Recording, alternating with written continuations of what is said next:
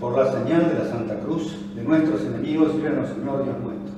En el nombre del Padre, del Hijo y del Espíritu Santo. Amén. Señor mío y Dios mío, creo firmemente que estás aquí, que me ves, que me oyes. Te adoro con profunda reverencia. Te pido perdón de mis pecados y gracia para hacer con fruto este rato de oración. Madre mía Inmaculada, San José, mi Padre y Señor, ángel de mi guarda, intercedan por mí.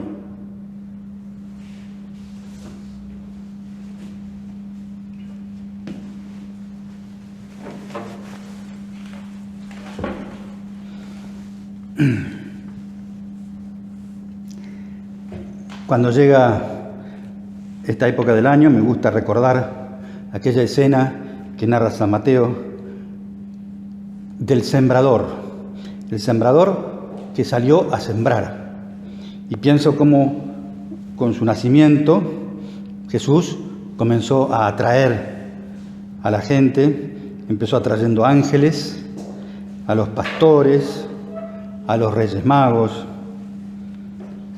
y así ahora quiere atraernos a nosotros, delicadamente, suavemente, sin forzarnos, porque lo que está buscando es nuestro amor, y el amor no puede ser forzado. Esas manifestaciones de Dios incluso tienen un nombre técnico, las epifanías. Es cuando se ve de un modo especial la manifestación, digamos, que epifanía es eso, del mismo Dios. Concretamente hay tres que son, junto con los reyes de la visita de los reyes, el bautismo de Jesús y las bodas de Caná. Ahí se dan epifanías que a la vez son teofanías, porque también se manifiesta en general la Trinidad, la Santísima Trinidad. Y el Espíritu Santo, que bajó con Jesús en forma de paloma, también de un modo no evidente, baja cada vez que una persona se bautiza. Y concretamente la hace hija de Dios. Nos ha hecho el bautismo miembros de la familia de Dios. Podemos entrar entonces ahora en comunión con la Santísima Trinidad y podemos entrar en comunión con la Iglesia. Se han abierto los cielos para cada uno de nosotros. San Pablo nos habla de esa filiación y no duda en pronunciar estas palabras: ya no eres esclavo, sino hijo, y también, si hijo, heredero. Una herencia por la cual no tendremos que pagar impuestos. Y enseña San Cirilo de Jerusalén: si tuvieses piedad verdadera, también descenderá sobre ti el Espíritu Santo, y oirás la voz del Padre desde lo alto, que dice: este no es el Hijo mío, pero ahora, después del bautismo, ha sido hecho Hijo mío. La filiación divina es el fundamento de la llamada a la santidad y de toda la vida espiritual. El Señor nos llama a todos a una santidad que no significa hacer nada raro, sino en la vida ordinaria. Nos hace hermanos de Jesús y de los hombres. El bautismo nos lleva a buscar a Jesús también como modelo de filiación y de trato con Dios Padre. Y la vida de Jesús se puede resumir así, que pasó haciendo el bien, dice la Escritura. Y eso puede ser una buena meta para cada bautizado, porque todos estamos bajo el influjo del Espíritu Santo, y entonces siempre tenemos que pasar haciendo el bien, trabajar haciendo el bien, descansar haciendo el bien, convivir haciendo el bien. Pero después del bautismo permanecen las consecuencias del pecado original en la naturaleza humana, algunas. A pesar de todo el don y todo el beneficio que recibimos, el bautizado sigue sujeto a sus malas inclinaciones, aunque no tiene ya ese pecado original, Pero sigue habiendo un desorden en la concupiscencia, la posibilidad de errar, la muerte. Aunque el bautismo siembra en el cuerpo humano la semilla de una renovación y una resurrección gloriosa al final. Pero bueno, por eso necesitamos esforzarnos cada día y también, y ahora quiero detenerme en esto, descansar para luchar más. Porque Dios es nuestro Padre y vela por cada uno de nosotros como si fuéramos hijos únicos. Y la actitud de abandono en Dios, necesaria para una seguridad afectiva y efectiva, es real en este mundo incierto. Pero abandono no es pasividad. Por eso es bueno, cuando llega esta época del año, hacer un poco de balance, tener esa actitud de examen para detectar las muestras de amor que nos ha dado Dios y que nos sigue dando, y pensar cómo corresponder a ellas.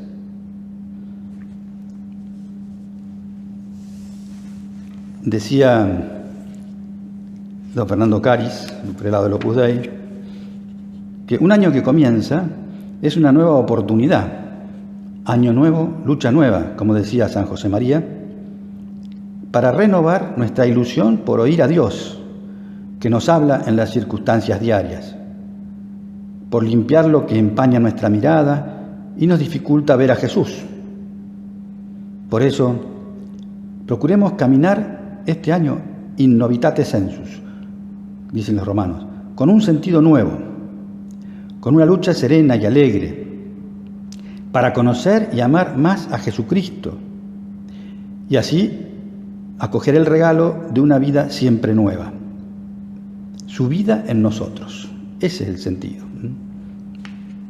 Pero para eso no contamos solo con nuestras fuerzas, porque sería muy difícil y además no sería la lucha nueva, porque los defectos son los mismos.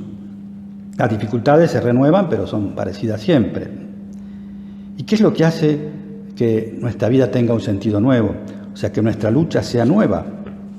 En el fondo la novedad está en que contamos más con Dios y por eso podemos poner más amor. Contamos más con el amor de Dios y entonces no tanto con nuestras propias fuerzas, aunque las pongamos todas. Contamos con la gracia. Y por eso decía también en otro momento el prelado de la obra, hay que reconquistar cada día el amor de Dios, porque cada día hay pruebas u obstáculos nuevos puestos muchas veces por nosotros mismos, nuestra debilidad, nuestro egoísmo. Y esa nueva conquista no se debe a que Jesús o la Santísima Virgen hayan dejado de querernos, o están entretenidos ocupándose de otros, como a veces piensa alguno, sino que es porque en nosotros hay una continua batalla entre el egoísmo y el amor divino. De nosotros, ayudados por la gracia divina, depende que triunfe el amor de Dios en nuestros corazones, porque el Señor está siempre celando, quiere la exclusividad, quiere que le amemos con todo nuestro corazón, quiere que arda el corazón y para eso hay que estar siempre echando leña, fuego nuevo. Y ese fuego son las obras, las palabras, los buenos resultados y los malos, y los fracasos también, porque todo sirve para calentar el corazón, porque unas cosas nos mueven a alegrarnos, otras cosas nos mueven a ser humildes. Y cuando Dios percibe que estamos queriendo hacer las cosas bien, que queremos ser santos en última instancia, entonces se conmueve. No solo nos envía su gracia, sino que incluso nos trata como aquel hijo pródigo. Cuando decide volver a su casa, sale a su encuentro, lo recibe gozoso, con los brazos abiertos, y por supuesto lo llena después de los dones, de sus gracias. El tema es que nos dejemos amar por Él, que dejemos que se enamore de nosotros. Porque, igual que en lo humano, es habitual que uno se enamore antes que el otro. Y bueno, Dios en realidad nos amó desde antes de crearnos. Y por eso nos dio todos los talentos y tiene una gran ilusión con lo que puede hacer nuestra vida, los resultados de nuestra lucha.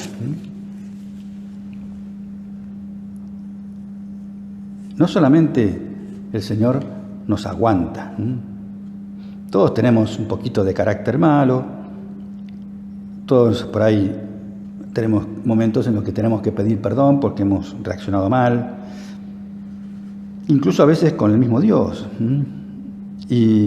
o a veces porque, bueno, no contamos con Él, no le pedimos ayuda, y Él está como dando vueltas alrededor nuestro, buscándonos con una paciencia impresionante, y bueno, espera que nosotros también la tengamos con los demás y la tengamos con nosotros mismos.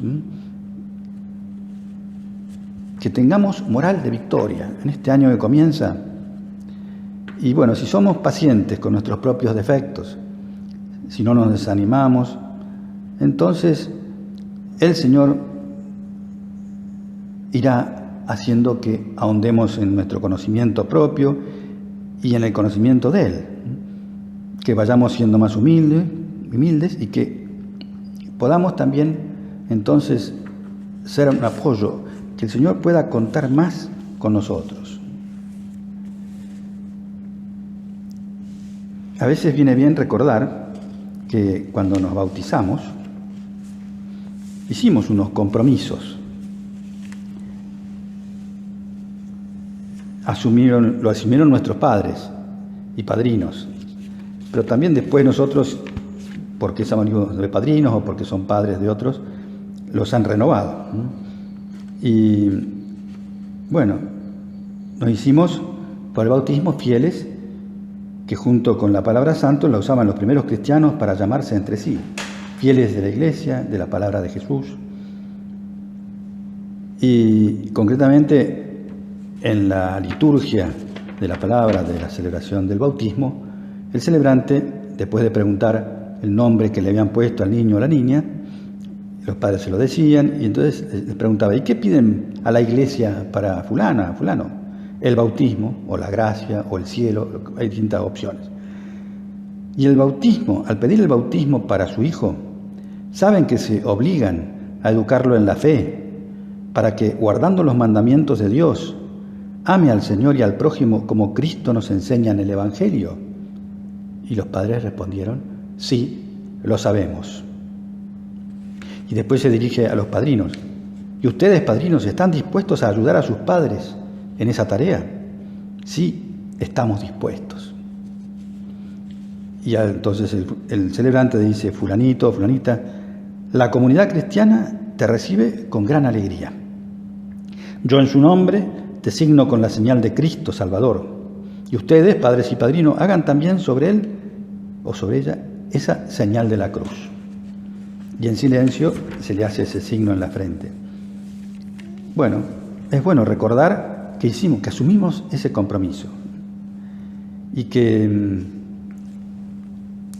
no cabe una actitud pasiva, que tenemos que apoyarnos más en Él, y muchas veces la fidelidad se traduce en eso, en ser fieles a nuestros encuentros con Dios cotidianos, a la oración diaria, a la frecuencia de sacramentos.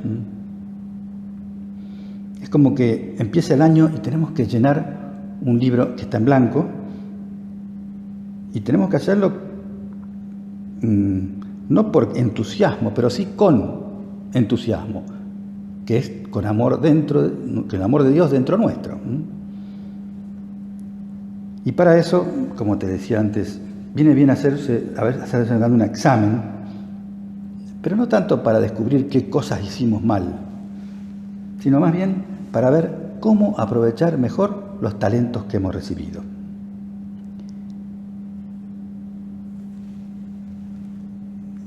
¿Cómo amar con todo el corazón, como dice el primer mandamiento? ¿Cómo tener más humildad y a la vez moral de victoria?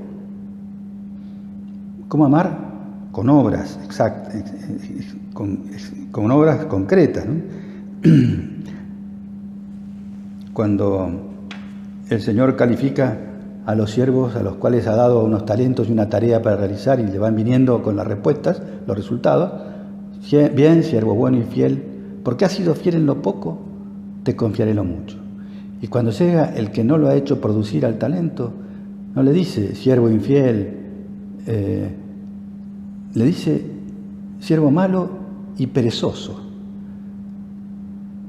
O sea, lo que impide muchas veces que seamos fieles es la pereza, que muchas veces viene incrementada por el cansancio. Y por eso nos viene bien que sigamos esos consejos que daban los carteles del ferrocarril en las rutas. Pare, escuche y mire.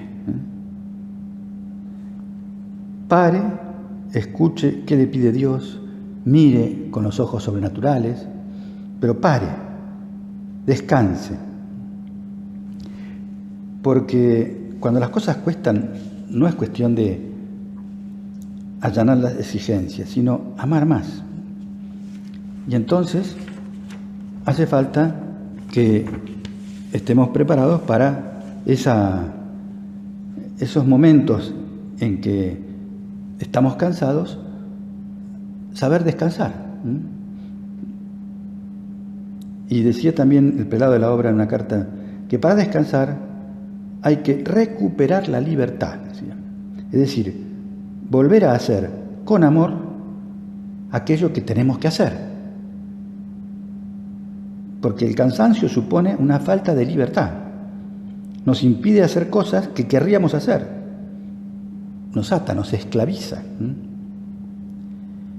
El cansancio es consecuencia de dejarnos obsesionar por los resultados, de caer en el activismo o de perder la rectitud de intención por la cual hacemos las cosas.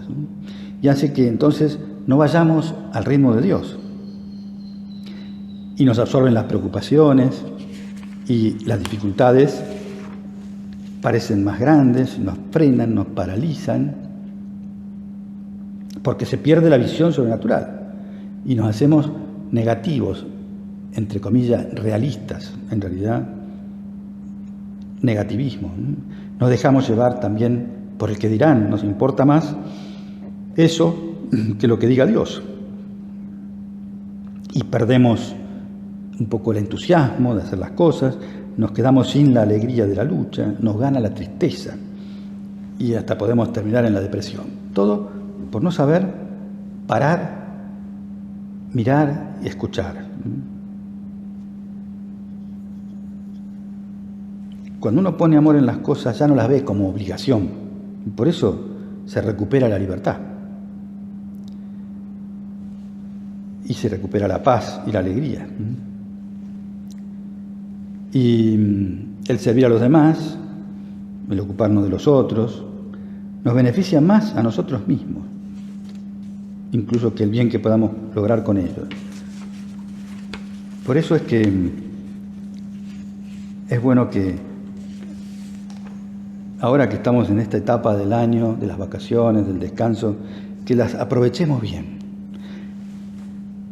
Te voy a sugerir unas reglas. En realidad, cuando en el catecismo o en el Código de Derecho Canónico se habla del descanso dominical, se dan unas reglas que se pueden aplicar a todos los momentos, no solo para el domingo. Concretamente dice que hay que abstenerse de aquellos trabajos o actividades que impidan dar culto a Dios. O sea, el culto, no solamente el culto externo, público en la misa, sino también el de todos los días, tus ratos de oración, de lectura espiritual. Abstenerse de aquellas cosas que nos impiden gozar de la alegría que es propia del Señor y de todo cristiano. Las cosas que nos hacen perder la alegría, que a veces son los enojos, los disgustos, las discusiones, las críticas. Y en tercer lugar dice disfrutar del debido descanso de la mente y del cuerpo. El descanso de la mente y el cuerpo. Así es posible santificar tanto el trabajo como el descanso. Y hay unas reglas que te voy a recordar porque sirven para pensar cómo aprovechar el descanso. Primero, aprovechar el tiempo. Y para eso hay que detectar los malos hábitos, que son a veces internos, que puede ser eso, la precipitación, planear mucho en poco tiempo. Cuando decimos a veces, voy en 1 minuto y sabemos que vamos a tardar 10, 15 minutos, vamos posiblemente con poca presencia de Dios. Cuando nos dejamos llevar por lo urgente antes que lo importante, según lo que habíamos planificado. O cuando nos dejamos atrapar por lo fácil para no hacer lo difícil, a causa de nuestra pereza muchas veces. O por lo que nos imponen otros y no lo que tenemos planificado, que a veces es cuestión de hablar, de aclarar. Y tenemos que, entonces son malos hábitos que a veces pueden estar metidos, y también prevenirnos de los ladrones externos, que serían esas llamadas telefónicas inoportunas, las reuniones inacabables, o bueno, estar rodeado a veces de colaboradores a los que no procuro formar y son incompetentes. Y bueno, también tenemos que aprender a dominar el tiempo. La batalla del orden material, la batalla del orden de las prioridades. Los planes tienen que ser flexibles, pero yo, conmigo mismo, inflexible. Hace falta muchas veces, no tanto inteligencia, sino sabiduría, sensatez, en contra de esa necedad propia del egoísta, obtuso. Regirnos por el fin último, lo que Dios espera de nosotros, lo que nos llena de alegría verdadera. Bueno, esto es lo que me permite aprovechar el tiempo. Y otra cosa que también se recomienda hacer cuando uno tiene este tiempo especial es crecer en virtudes. Por ejemplo, hay algunas que son especialmente indicadas para este tiempo, como son la sobriedad, la templanza, la pobreza para no dejarnos atrapar, llevar por los caprichos, los gustos, todo lo que nos permite el dominio de nosotros mismos para ir contra la corriente consumista, hedonista.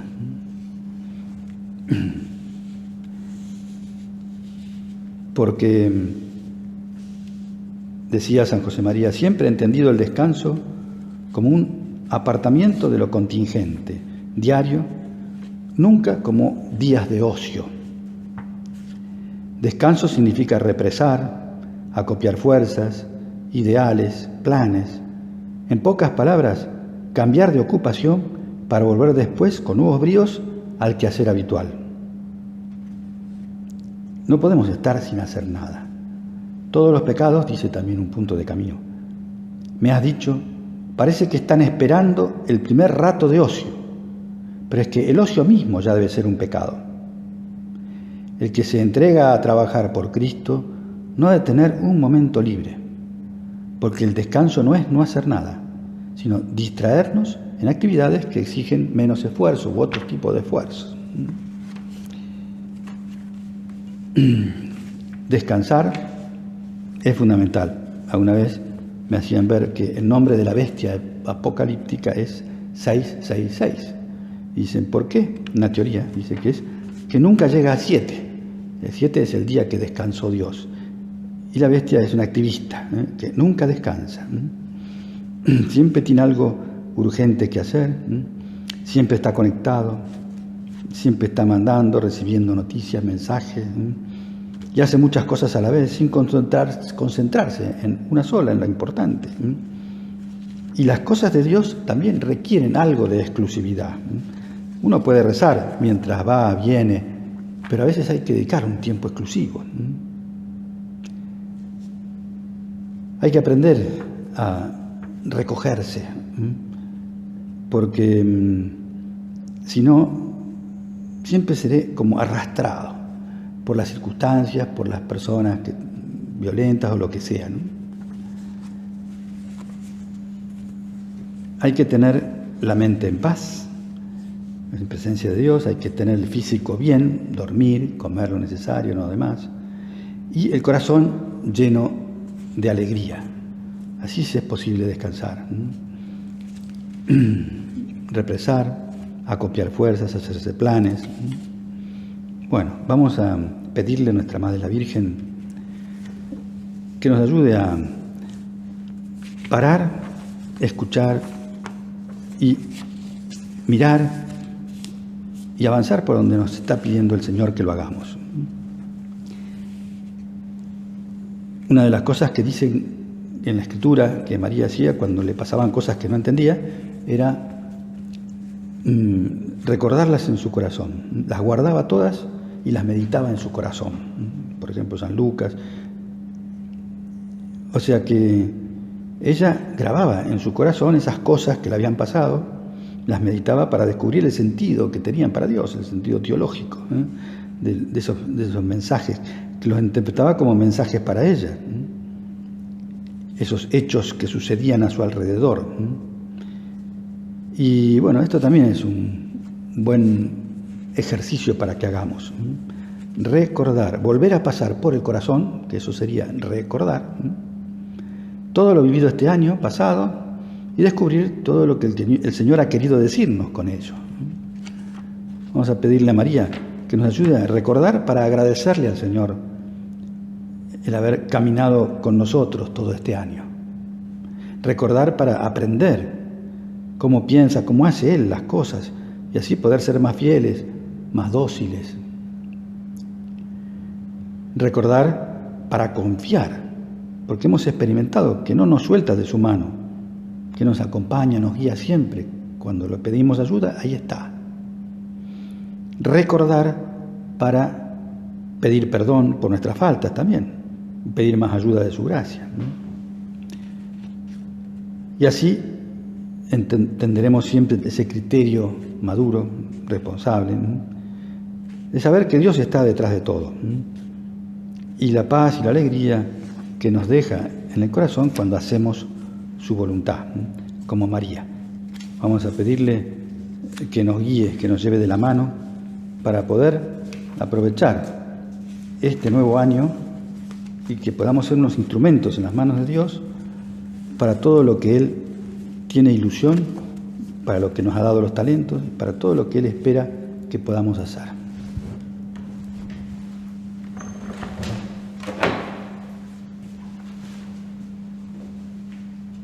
Te doy gracias, Dios mío, por los buenos propósitos, afectos e inspiraciones que me has comunicado en esta meditación.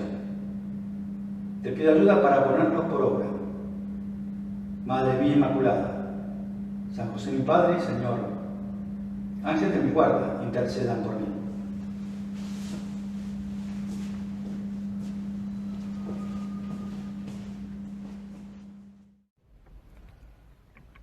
Examen de conciencia, acto de presencia de Dios.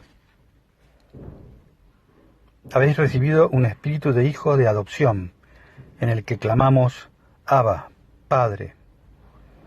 ¿Cómo se manifiesta en mi forma de afrontar los problemas saber que Dios me quiere realmente como hijo? Considero que nunca me dejará solo. Dios es un Padre lleno de ternura, de infinito amor. Llámale Padre muchas veces al día y dile, a solas en tu corazón, que le quieres, que le adoras, que sientes el orgullo y la fuerza de ser hijo suyo. ¿Qué le podría decir ahora al Señor para sentir su ternura y su infinito amor?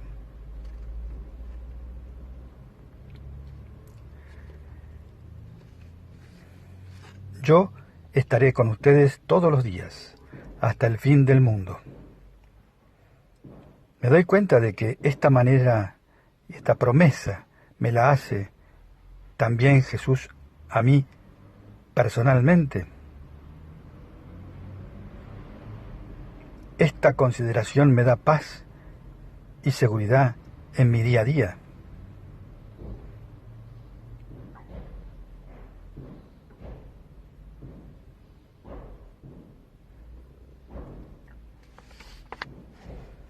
Tengan entre ustedes los sentimientos propios de Cristo Jesús.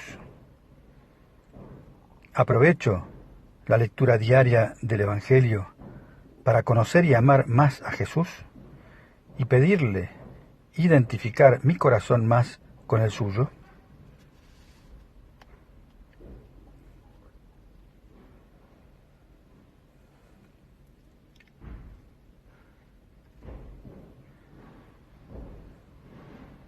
Como faltó vino, la madre de Jesús le dijo: no tienen vino.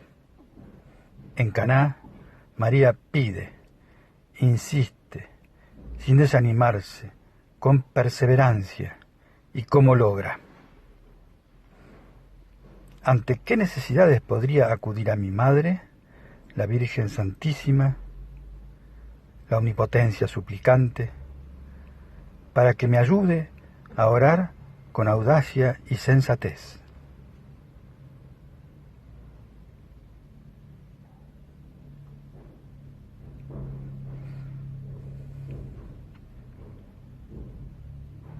En Caná, Jesús hizo el primero de sus milagros, y sus discípulos creyeron en él.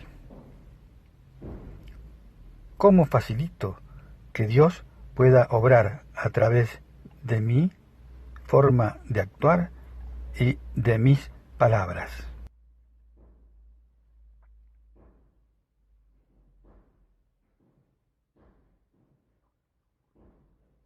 Acto de contrición.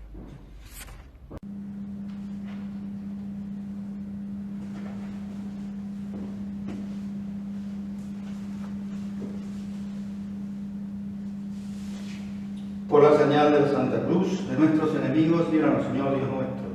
En el nombre del Padre, del Hijo y del Espíritu Santo. Amén. Señor mío y Dios mío, creo firmemente que estás aquí, que me ves, que me oyes. Te adoro con profunda reverencia. Te pido perdón de mis pecados y gracia para hacer con fruto este rato de oración. Madre mía Inmaculada, San José mi Padre y Señor, ángel de mi guarda, intercedan por mí.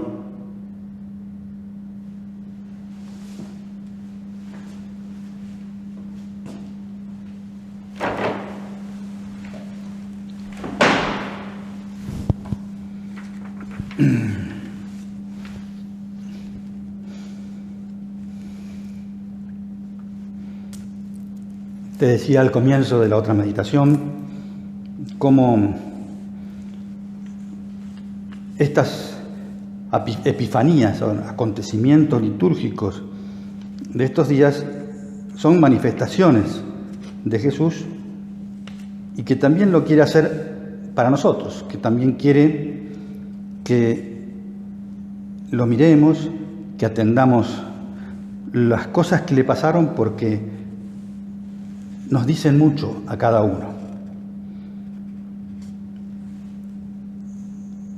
Y concretamente hay dos epifanías más que podemos ver rápidamente que sucedieron en estos días.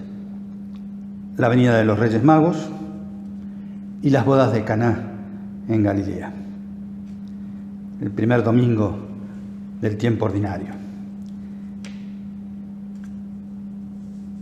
Dejarnos atraer, entonces, por esas manifestaciones que hace Dios para que aprendamos de los ángeles a dar gloria, a alabar a Dios, de los pastores a maravillarnos por los planes de Dios misteriosos y que le llevan a apurar el paso, por los reyes que se lanzan detrás de una estrella con una fe muy recia, aunque pasan igual que nosotros por momentos de oscuridad, que aprendamos su humildad para valorar las cosas normales cuando no vienen con ningún signo de realeza, o para que seamos dóciles a las cosas que el Señor nos va pidiendo, como ellos se acomodaron a la voluntad de Dios. En una homilía que dio el Papa Benedicto a los jóvenes, una de esas vigilias que había en las jornadas mundiales de la juventud en Colonia, les decía, justamente como allí en Colonia están los restos de los Reyes Magos, en la catedral, habló de ellos y dijo, por ejemplo, que ellos estaban convencidos de que Dios existía y que era un Dios justo y bondadoso. Tal vez habían oído hablar de las grandes profecías donde los profetas de Israel habían anunciado un rey que estaría en íntima armonía con Dios y que en su nombre y de parte suya restablecería el orden en el mundo. Y por eso se pusieron en camino, para encontrar a ese rey, porque buscaban el derecho, la justicia, que debía venir de Dios, y querían servir a ese rey, postrarse a sus pies y así servir también ellos en esa renovación del mundo. Eran de esas personas que tienen hambre y sed de justicia. Un hambre y sed que les llevó a los hechos, a emprender un camino, se hicieron peregrinos para alcanzar la justicia que esperaban de Dios y para ponerse a su servicio. Seguramente otros los consideraban utópicos, soñadores, pero eran seres con los pies en la tierra. Sabían que para cambiar el mundo hace falta disponer de poder, por eso no podían buscar al niño de la promesa, sino en el palacio de un rey. En ese sentido, se guiaron por esas leyes propias de lo humano, es decir, la lógica humana indicaba que un rey así tenía que tener poder y estaría y por eso, por guiarse por esa lógica humana, van a Jerusalén y pierden de vista la estrella. Y por eso preguntan en Jerusalén, ¿dónde reinaba el rey de los judíos? ¿Dónde estaba? Y por eso se conmueve toda Jerusalén cuando se enteran que han aparecido estos personajes hablando del Mesías. Y bueno, muchas veces a nosotros nos puede pasar que la lógica humana nos lleva por un camino que no es la lógica divina. Y bueno, ellos van aprendiendo. Y ellos, que eran muy inteligentes, en un momento dado se dejan guiar por un sueño que les dice que no vuelvan. Y cuando se encuentran con el niño pobre en un pesebre, como lo llevó ahí la estrella, entienden que ese es el verdadero Dios, el Dios al que ellos quieren servir, al que están buscando. Mucha gente hoy en día le pasa eso. Todos tenemos alguna estrella. Todos tenemos un signo, una llamada del Señor a realizar cosas en la tierra, cuya importancia a veces no coincide con lo que piensan los seres humanos. La lógica divina muchas veces es distinta, ¿no? Por ejemplo, hay varias parábolas donde no se entiende todo. Por ejemplo, cuando Jesús habla de dejar las 99 ovejas, ir a buscar una, poniendo en riesgo a las otras 99. O cuando muestra la actitud de Dios como ante el hijo pródigo, que, bueno, lo lógico es actuar humanamente como lo hizo el hermano, que se enojó mucho. Y bueno, es que la mentalidad de Dios es distinta, ¿no? Lo mismo que cuando habla de pagar lo mismo al que trabajó 1 hora o al que se deslomó trabajando todo el día, ¿no? Hay muchas paradojas. Por ejemplo, la primacía de la gracia en nuestra lucha cotidiana. Primero Dios, siempre. Incluso lo que nos mueve a la conversión, a empezar de nuevo, es la gracia. Ese esfuerzo por dejar obrar al Espíritu Santo y a la vez luchar. Pero nuestra forma de luchar es perseverando en la correspondencia a la acción del Espíritu. Una paradoja es que el cristiano siempre gana cuando está con Dios, incluso en las derrotas, porque aprende a ser humilde, aprende a contar con Dios, a olvidarse de sí, a no contar con todas sus fuerzas, o sea, solo con sus fuerzas. Sabemos que para elevarnos hay que soltar pesos, ataduras, y que para hacerlo es en las salas de la oración. Y hay que superar esas antinomias que nos plantea la lógica humana, como son que la verdad se opone a la caridad. No se puede decir la verdad sin faltar a la caridad. Sí. O que la justicia es opuesta a la misericordia. Si uno es misericordioso parece que no puede ser justo. O que se pueden combinar perfectamente la cruz y la alegría. O que la entrega no se opone a la libertad. O que la lucha personal es más abandono y esperanza en Dios, contar con la gracia, sin dejar de luchar. Bueno, son esas cosas que los magos fueron aprendiendo y que fueron también en eso un ejemplo de cómo tiene que ser nuestro esfuerzo. Aprender el estilo de Dios, decía el Papa Benedicto. Ellos aprenden que su vida debe acomodarse a este modo divino de ejercer el poder, a este modo de ser de Dios mismo. Han de convertirse en hombres de la verdad, hombres del derecho, de la bondad, del perdón, de la misericordia. Ya no se preguntarán, ¿para qué me sirve esto? Se preguntarán más bien, ¿cómo puedo servir a que Dios esté presente en el mundo? Tienen que aprender a olvidarse de sí mismos, precisamente así, y encontrarse a sí mismos.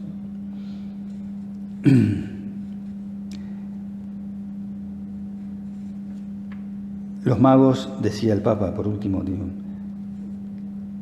que vienen de Oriente, son solo los primeros de una larga lista de hombres y mujeres que en su vida han buscado constantemente con los ojos la estrella de Dios, que han buscado al Dios que está cerca de nosotros, y son todas esas muchedumbre de santos, conocidos o desconocidos, mediante los cuales el Señor nos ha abierto a lo largo de la historia el Evangelio. Viendo sus vidas es como hojeamos las páginas del Evangelio. Y bueno, así es como le pedimos al Señor que nos ayude a vivir esa batalla cotidiana y entender que también nosotros podemos darle sus dones, ese oro, incienso y mirra, que aplicado a nuestras circunstancias puede ser el incienso de la vida de oración, la mirra que nos recuerda la pasión y por tanto la negación de nuestro egoísmo, de nuestra soberbia, la mortificación voluntaria, y el oro que es nuestra lucha por afinar en la caridad. Y esto, además, en lo cotidiano, en la vida familiar. Justamente la presencia de Jesús en esa tercera Epifanía, las bodas de Caná, es una manera de que aprendamos a valorar la grandeza de la vocación matrimonial como camino de santidad. Eso es, qué importante que fue esa presencia de Jesús y de María en ese banquete de bodas. Lleva a valorar la belleza de la familia, la obra sobrenatural que significa la fundación de un hogar, la fuente de santificación que se esconde en los deberes conyugales. Hace poco el Papa Francisco mandó una carta a todos los matrimonios. Seguramente algunos han tenido ocasión de leerla. Y bueno, quizá nos viene bien fijarnos en algún detalle, te comento brevemente, de esta carta, porque nos habla de cómo la pandemia ha servido ha probado duramente a todos, especialmente a los más vulnerables. Y por eso dice, quiero dirigirme ahora con humildad, cariño y acogida a cada persona, a cada matrimonio, a cada familia, en las situaciones que estén experimentando. Y bueno, pone el ejemplo de cómo Abraham, también cuando escuchó las palabras del Señor que lo llamaba a salir de su patria, de su casa, de la casa de su padre, hacia una tierra desconocida que él mismo le mostraría, nosotros también, dice el Papa, hemos vivido más que nunca la incertidumbre, la soledad, la pérdida de seres queridos, y nos hemos visto impulsados a salir de nuestras seguridades, de nuestros espacios de control, de nuestras zonas de confort, de nuestras propias maneras de ver las cosas y de hacerlas, de nuestras apetencias, para atender no solo al bien de la propia familia, sino también además de toda la sociedad, que depende de algún modo de nuestros comportamientos personales. La relación con Dios nos va moldeando, dice, y nos acompaña, nos moviliza como personas y en última instancia nos ayuda a salir de nuestra tierra. Como Abraham, cada uno de los esposos sale de su tierra desde el momento en que, sintiendo la llamada al amor conyugal, decide entregarse al otro sin reservas. Incluso ya en el noviazgo, es salir de la propia tierra, porque supone transitar juntos el camino que conduce al matrimonio. Y bueno, las dificultades, las situaciones de la vida, las distintas situaciones, las enfermedades,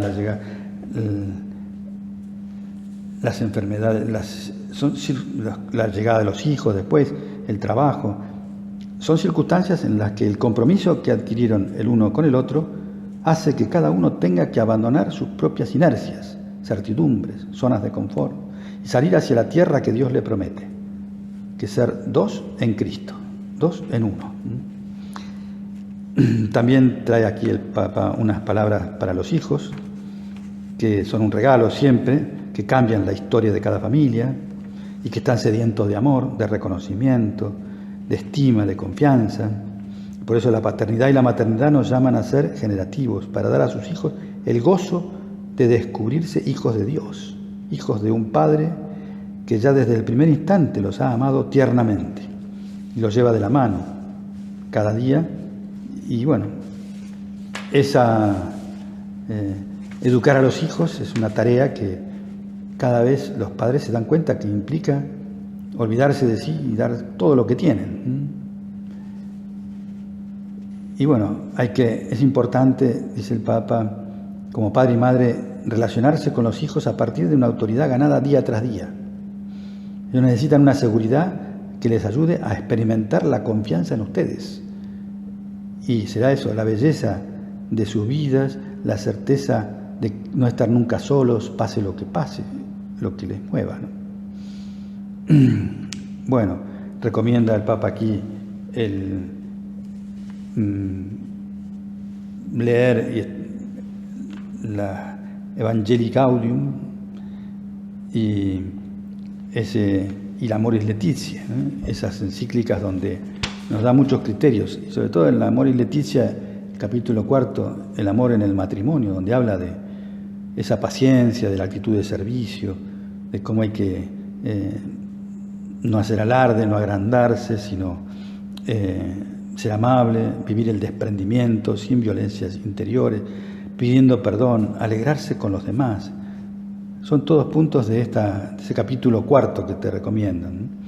Disculpar todo, confiar, esperar, soportar todo, crecer en esa caridad conyugal, toda la vida, todo en común, alegría y belleza, casarse por amor, amor que se manifiesta y crece, el diálogo, el amor apasionado, el mundo de las emociones. Dios ama el gozo de sus hijos. Y bueno, también el Papa da unas palabras a los abuelos, que en este tiempo también a lo mejor han tenido que estar sin poder ver a los hijos, a los nietos, y los han dejado un poco solos, quizá. Bueno, vamos a pedirle a nuestra Madre la Virgen que nos ayude a darnos más cuenta de todo lo que el Señor nos está dando y está esperando. Cuando en la teofanía aparece el Dios Padre y dice que ese es su Hijo muy amado, que se está bautizando, que lo escuchen, nos recuerda también esas palabras de María en las bodas de Caná, esa otra manifestación, donde ella, sin que nadie la llame, interviene para resolver el problema de la falta de vino en esas bodas. Y por eso, con precisión teológica, la piedad cristiana la ha llamado la omnipotencia suplicante a María. Y dice San Alfonso María de Ligorio: el corazón de María, que no puede menos de compadecerse por los desgraciados, la impulsó a encargarse por sí misma del oficio de intercesora y pedir al Hijo el milagro, a pesar de que nadie se lo pidiera. Si esta buena señora, concluye así San Alfonso, obró así sin que se lo pidieran, ¿qué hubiera sido si le rogaran? Y bueno, la presencia de Jesús en las bodas, en ese matrimonio, ve esa confirmación de la bondad del matrimonio y el anuncio de que en adelante ese va a ser un signo eficaz de la presencia de Cristo. Generalmente cuando Dios hace alianzas con los hombres, deja una señal, como hizo con Noé, el arco iris, y así con muchos otros momentos de alianzas de Dios. Y en esta última alianza, la nueva y eterna alianza que hace Cristo con la humanidad, a partir de la redención, el signo que deja es el del matrimonio. Al comienzo de su misión, comenta San Juan Pablo II, Jesús se encuentra en Caná de Galilea para participar en un banquete de bodas junto con María y los primeros discípulos. Con ello trata de demostrar que la verdad de la familia está inscrita en la revelación de Dios y en la historia de la salvación. Bueno, y allí, eso es ahora las bodas de Caná, algo que nos resulta familiar porque forma parte del Santo Rosario, de los misterios de luz. Y bueno, hay una relación entre ese hagan lo que Él les diga, que dice el Dios Padre en el bautismo, con ese hacer lo que Él les diga, hagan lo que Él les diga, que lo dice la Virgen a los criados para que se realice el milagro. Esa frase de los labios de María en Caná se convierte en su gran invitación materna dirigida a la Iglesia de todos los tiempos. Hagan lo que Él les diga. Es una exhortación que introduce muy bien las palabras y signos de Cristo durante su vida pública, siendo como el telón de fondo mariano de todos los misterios de luz. Hagan lo que Él nos diga. Vamos a pedirle a ella entonces que tengamos eso muy clarito, que podamos así llenar nuestra vida de esa eficacia que da el hecho de estar haciendo lo que nos pueda ir diciendo en cada momento Dios, y que concretamente a través de la familia, de la vida cotidiana, encontremos el camino para ir al cielo, para ser santos y para también enseñar a muchos otros en este año y siempre, a vivir esa lucha nueva porque ponemos más amor, porque ponemos nuestro corazón entero para buscar y amar la voluntad de Dios.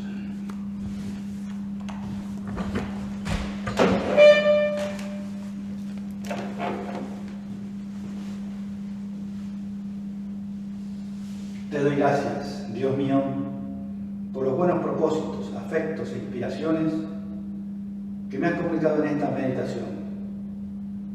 Te pido ayuda para ponerlos por obra. Madre mía Inmaculada, San José mi Padre y Señor, ángeles de mi guarda, intercedan por mí.